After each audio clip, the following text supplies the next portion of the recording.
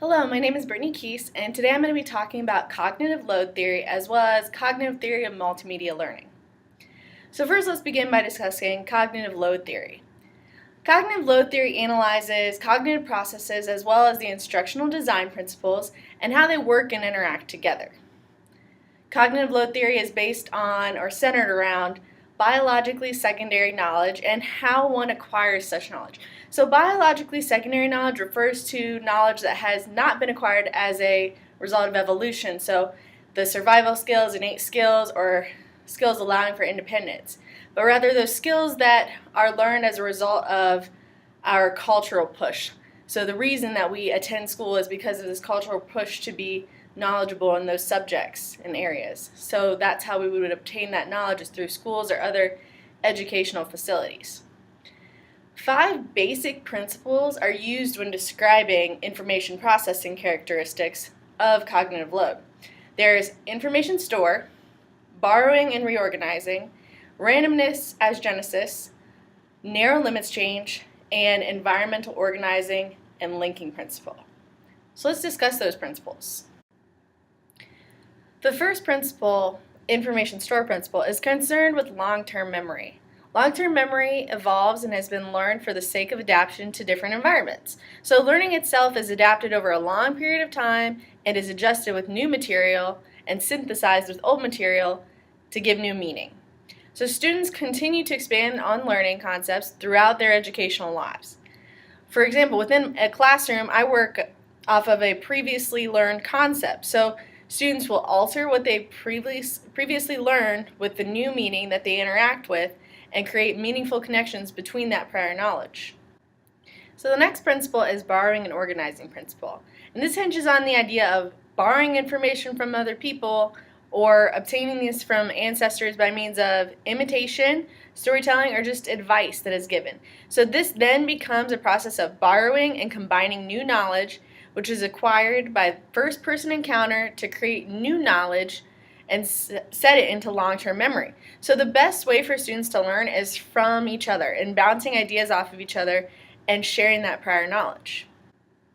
Randomness as genesis principle states that biologically secondary information must be created and therefore adapted based on a series of trial and error and is created by random genesis and tested for effectiveness. So a student having no primary background but rather may have learned something from someone else on a subject with also not receiving instruction, direct instruction, will have to learn on their own to ensure success. They'll try methods by which they could solve a problem, either disproving or proving their theories and increasing their skills for solving that problem. So in my classroom, students are given a problem at the beginning of class that builds on prior knowledge. So it's something that they've already covered to an extent, and it's just adding an extra element in there.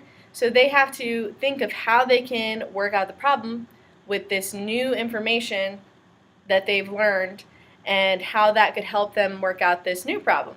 So this idea allows for students to form random genesis of how to solve the problem on their own without direction beforehand. And then the next principle is narrow limits of change principle, and it examines more of the working memory and the long-term memory that was previously analyzed. So the working memory has 2 primary limitations. First, you have capacity, and then you have duration. So capacity of the working memory is typically 7 elements of information between 2 to 4 processes. And then the duration of the working memory, believe it or not, is about 20 seconds. So the working memory must adapt and evolve due to these limitations. So alterations to the secondary information may be detrimental if they're too large. You want to put them in small chunks because that working memory is going to be working extra hard. So the manageable changes will have to be smaller to ensure functioning. So this is important for me as a teacher to be mindful of when creating presentations or giving directions to students and creating a series of directions, because they might include multiple parts. And I'm going to have to break down those steps into small, meaningful chunks for better retention. So the last principle that I'm going to talk about is the environmental organizing and linking principle.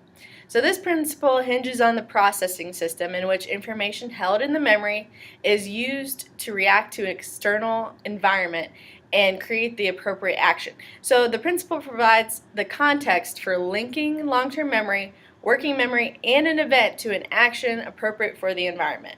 So large amounts of information can be useful when stored and organized effectively.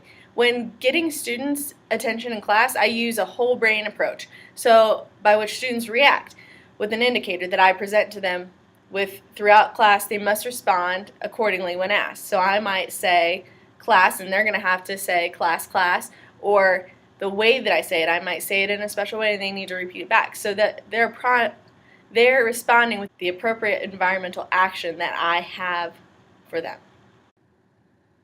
All right, next I'm going to talk about the 3 types of cognitive load which can result from acquisition, storage, and the use of biologically secondary information. So the first type is intrinsic, and this is the result of interactive relationships between instructional elements that are meant to be learned, but simultaneously creating a strain known as cognitive load. So this intrinsic cognitive load can only be adjusted by changing the nature of the assignment or by increasing the knowledge base. The second is extrinsic. So extrinsic refers to the high interactivity due to instructional designs. So we need to keep in mind they need to be appropriate for the material we're creating, so it's not an excess variable of element and instruction for our students.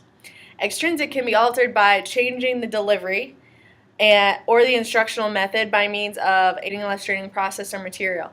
The next and the last is germane, which is considered effective.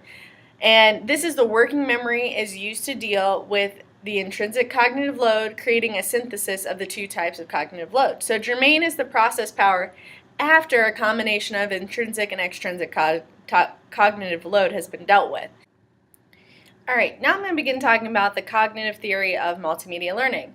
So there are 3 main assumptions of cognitive theory of multimedia learning, which is dual assumption, limited capacity, and active processing. So dual assumption refers to the visual and auditory processing separately from one another, and then limited capacity states that humans are limited to the amount of information that can be processed at one time by multiple channels. And then finally, active processing says that active learning students attend to relevant incoming information simultaneously and organizing and integrating that knowledge appropriately. There are 5 processes in the cognitive theory of multimedia learning, which is selecting words, selecting images, organizing words, organizing images, and integrating. So selecting words, you have to select words that are relevant and that are able to make connections to avoid that capacity limitation that we talked about within the cognitive system. Selecting images is also important because you need to create a visual representation so that the working memory can use that. It's also got to be related to the written or auditory signals that you plan on using. When we're working with organizing words, we have to select relevant words to our message and then create a coherent representation within the memory. So organizing those selected images, like words, they must be organized to create a coherent representation. Integrating word-based and picture-based is when we have to create a pictorial representation with our selected relevant words and create those connections and become a larger, more cohesive singular representation rather than multiple little ones. I would consider the 5 processes of cognitive theory of multimedia learning one of the most important pieces of the theory, because when creating a presentation for students, it is important to not overload those channels of processing with an excessive amount of words or pictures. So rather than a presentation should be short and concise with relevant pictures and no more than 1 to 2 per topic. And then if you choose to use words, you need to keep cohesive and coherent with those words selected that you're saying auditorily, so as not to overload those 2 channels and create a problem between them. So the presentation should also be arranged in a way that is cohesive and forms connections between material being learned. Cognitive theory of multimedia learning has evolved into what it is today by means of research papers and predecessing flowcharts. The underlying common theme that stays consistent and true to this day is the concept of multiple channels processing multimedia learning. So those channels have been expanded upon and narrowed into 5 different processes outlined in today's version of cognitive theory of multimedia. And the future of cognitive theory of multimedia is unknown. However, it is suggested that the next step may be examining motivation and metacognition as cognitive processing engagement factors. Thanks. If you have any questions, please let me know. You can leave me a comment or message, and I'll be sure to get back to you.